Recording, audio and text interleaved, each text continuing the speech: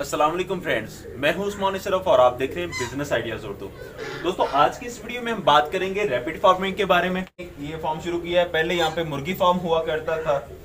तो अब जानेंगे इस वीडियो में कि ये मुर्गी फार्म को खत्म करके रैपिड फार्मिंग की तरफ आने का क्या सबब बना और क्या इन्हें इसमें से बेनिफिट नजर आ रहे हैं। तो चलिए इंटरव्यू शुरू करते हैं। भाई मेरे साथ मौजूद हैं, अगरचे वो वीडियो के सामने नहीं आएंगे लेकिन सवालात के जवाब जरूर देंगे।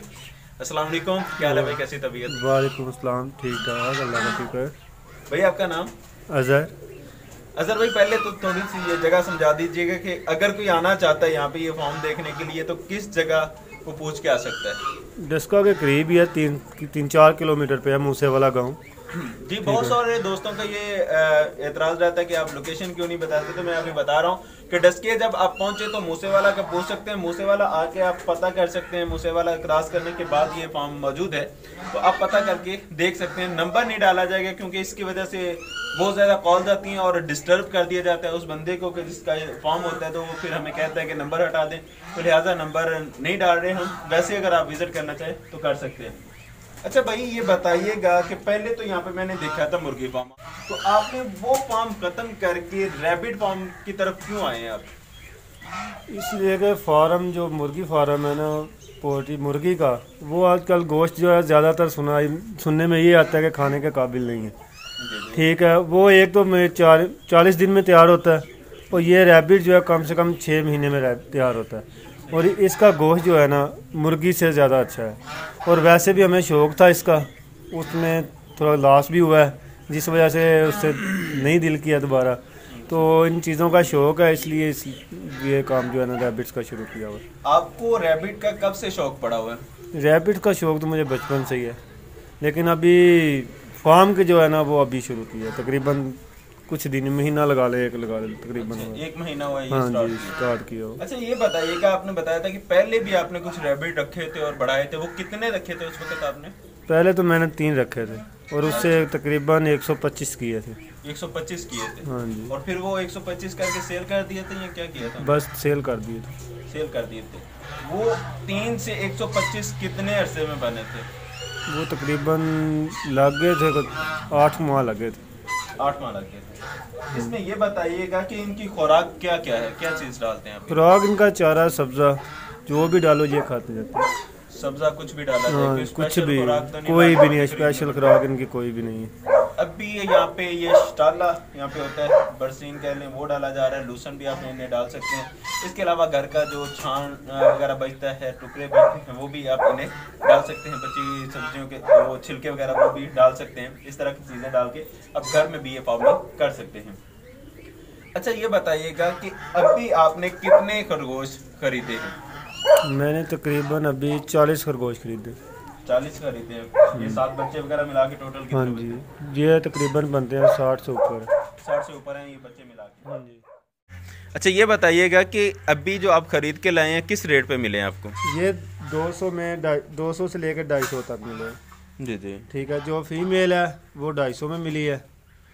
ठीक है, और मेल जो है यानी कि ये एज के हिसाब से होता है, वो मुख्तलिफ देख के फिर होता है कितने का।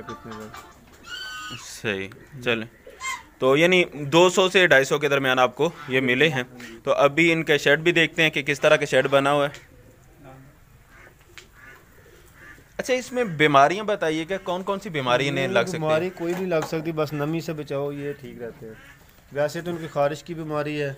अच्छा, जुकाम वगैरह जो होता है उसका मसला बन जाता है। अच्छा। लेकिन वो तब बनता है जब नमी ज़्यादा हो जाती है। अच्छा जी। इनको एक जगह ही बंद रखेंगे तो फिर वो यही बनेगा। अच्छा, ये आपने फॉर्म बनाया हुआ है जी, इनके लिए स्पेशल।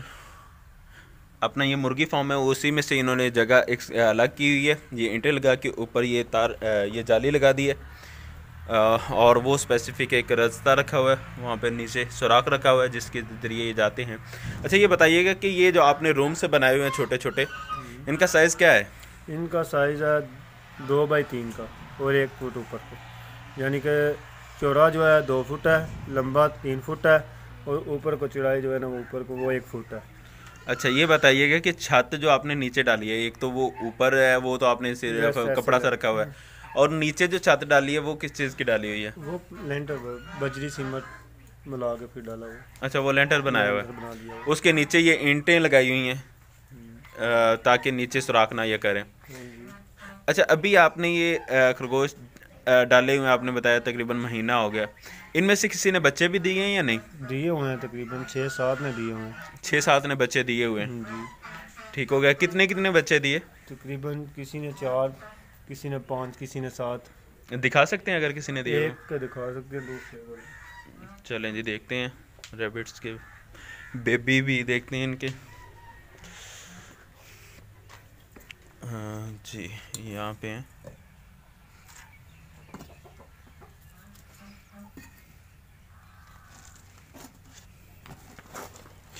जी फ्रेंड्स, ये हैं बच्चे। बताया जा रहा है कि अभी इन्होंने आंखें नहीं खोली। अच्छा, 10 दिन के हुए, 14 दिन बाद आंख खोलते। अच्छा, इनको मैं टच कर सकता हूँ? कर लेगा। ये देखते हैं जी, ये तो बहुत होशियार है, हाथ में भी नहीं आ रहे। आंखें तो खुल गई हुई हैं, भाई बता रहे थे कि अभी आंखें नहीं खुली। खैर, ये जब 14 दिन के हो जाएंगे तकरीबन बाहर आ ही जाएंगे। अभी 10 दिन के हुए। अच्छा, ये कब बाहर आएंगे? 14 दिन बाद बाहर निकलना शुरू? 17 दिन बाद आएंगे। 17 दिन बाद बाहर आएंगे। अभी ये 17-18 दिन बाद सही, यानी 10 दिन हो गए, मज़ीद 7 दिन बाद ये बाहर आना शुरू हो जाएंगे। जब ये बाहर आएंगे उसके 3 दिन 4 दिन बाद फिर जो है फीमेल जो है फिर बच्चे दे देगी। अच्छा, जब ये बाहर निकल आएंगे फिर फीमेल बच्चे दे देगी, यानी 1 महीने में दे देती है ना। 1 महीने में 2 मरतबा दे? नहीं, एक दफ़ा। यानी अभी इसने दिए हैं फीमेल ने, और 17 दिन जब होंगे तो ये बाहर निकल आएंगे, उसके 4 दिन बाद फिर ये फिर दे देगी। ठीक हो गया। अच्छा, इसका गोश्त के हवाले से बताइएगा कि कैसा गोश्त होता है इनका? बिल्कुल जैसे देसी मुर्गे का गोश्त होता है वैसे ही इसका। अच्छा, काफ़ी लजीज होता है। लजीज खाया आपने कभी? हाँ, खाया बहुत। अच्छा, बिकने के हवाले से बताइएगा कि क्या ये बिक भी जाते हैं? हाँ जी, बिक जाते हैं इजीली, कोई प्रॉब्लम तो नहीं? बिक जाते हैं। अच्छा, ये बताइएगा कि छोटा रैबिट जो है, जैसे आपने ये दिखाए बच्चे, ये टोटल इसे बड़ा करने तक कितना टाइम लग जाता है? कितने? 6 माह में ये फुल अडल्ट हो जाते हैं। 6 माह बाद फिर वो आगे से ब्रीडिंग शुरू कर देते हैं। 6 माह बाद ब्रीडिंग शुरू कर देते हैं ये। ठीक हो गया। अभी जैसा कि ये छोटा है, ये कितने माह का होगा ये वाला? ये तकरीबन 2.5 माह का। ये अभी 2.5 माह का हो गया। तो अगर जगह की बात कर ली जाए तो इसकी जगह तकरीबन एक साइड से ये 35 फीट है लंबाई इसकी, ये जो इन्होंने मुकम्मल फार्म बनाया है, और दूसरी साइड से तकरीबन ये 12 से 13 फीट होगी। ये दरमियान में रास्ता रखा हुआ है, और साइडों पे ये यूँ इन्होंने खाने बनाए हुए हैं जहाँ पे ये रैबिट्स रहते हैं। तो ये फार्म का छत चूँकि पुराना था, इसलिए इन्होंने ऊपर ये शापर लगा दिए है कि अगर ऊपर से बारिश वगैरह पड़ती है तो वो कतरे साइड पे डाल जाएं, इनके ऊपर ना पड़ें, जैसा कि इन्होंने बताया कि इन्हें नमी से बचाना होता है। तो फ्रेंड्स, यहाँ पे एक और बात मैं क्लियर करता चलूँ कि अगर तो आप इन्हें शौक़ के तौर पर पालना चाहते हैं या घर के गोश्त की ज़रूरियात को पूरा करने के लिए पालना चाहते हैं, फिर तो आप पाल लें। लेकिन अगर आप इन्हें प्रोफेशन के तौर पर लेना चाह रही हैं तो मेरे ख्याल में इतना ये कारआमद नहीं रहेगा, क्योंकि अभी तक की जो मालूमात है मेरे पास कि इनकी रीसेल नहीं है इतनी ज़्यादा, मार्केट में इनका गोश्त नहीं ख़रीदा जा रहा। तो यही सबब है कि ये इतना कामयाब बिज़नेस नहीं हो पा रहा, तो लिहाजा इस चीज़ को मद्देनज़र रखें। अच्छा, इसमें नस्लें कौन कौन सी हैं? इसमें नस्लें तो काफ़ी ज़्यादा हैं, लेकिन हमारे पास अभी देसी है। ठीक है, अब जब आपका नेक्स्ट कभी चक्कर लगेगा, हमने किया हुआ रब्ता आगे फैंसी खरगोश लाने का ना, अंगूरा भी और एक फैंसी, आजकल फैंसी चल गए हैं। ठीक है, तो वो फैंसी खरगोश भी लाएंगे। अभी तो शुरू किया है, आस्ता आस्ता इंशाल्लाह देखें भी। इसके अलावा आपका क्या क्या इरादा है, क्या कुछ और रखेंगे? मैं इधर रखूँगा डॉगी, पैरेट्स, ठीक है, डक्स भी हैं, सील मुर्गे, यानी मोर, हर किस्म का जितना भी एक चल रहा है आजकल। इंशाल्लाह अपना शौक़ भी है और शौक़ से कारोबार भी इंशाल्लाह चलाएंगे। तो यानी एक फार्म नहीं, आप मुख्तलिफ चीज़ें इसमें रखना चाहते हैं? मुख्तलिफ चीज़ें बाहर भी बनाएंगे इंशाल्लाह। मुर्गियों के लिए देसी मुर्गियाँ रखेंगे, अंडों के लिए। अच्छा।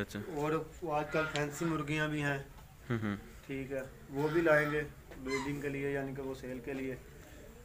तो जी फ्रेंड्स, यहाँ पे मौजूद हैं इनके पास ये पैरट्स के लिए जो इन्होंने शेड बनाया है, ये आपको थोड़ा सा दिखा देता हूँ। और ये फार्म बना हुआ है डक्स का। इस हवाले से हम अगली वीडियो में इनसे जानकारी लेंगे। जब नेक्स्ट टाइम मैं आऊँगा तब ये पैरट्स वगैरह डाल लेंगे। तो आपसे गुजारिश है कि आपने वो वाली वीडियो भी लाजमी देखनी है। ये शेड बना है पैरट्स के लिए। वो आगे कबूतर हैं, पियंस, और ये डक्स हैं।